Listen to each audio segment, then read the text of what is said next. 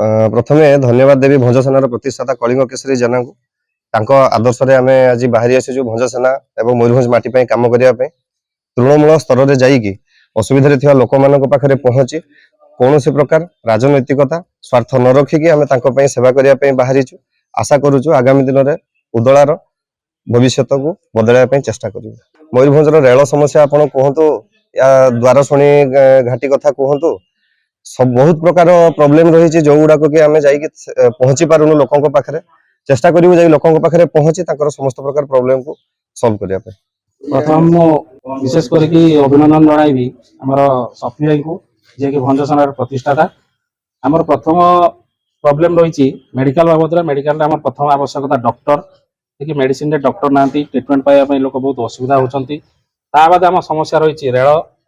तृतीय समस्या रही रास्ताघाट बाद जो दुखी रखी लोक मैंने रोचे से आम सहित डायरेक्ट जोगाजोग करेंगे आम सहयोग हाथ निश्चय भाव में बढ़ाई निश्चय भाव में आम चाहूँ परिवर्तन आम 13-14 वर्ष होगा चेष्टा रही किंतु आज आम भंजसेना जोग देलु सफी भाई को जो प्लानिंग रे अनुप्राणित हो समस्त सेवा सी कर अनुप्राणित हो आज आम भंजसेना को ओह्लैचु निश्चित भाव आगामी चेष्टा रही बहुत जोर रे चेष्टा रही उदलार किसी परिवर्तन और मयूरभंज जिलार किसी परिवर्तन आने।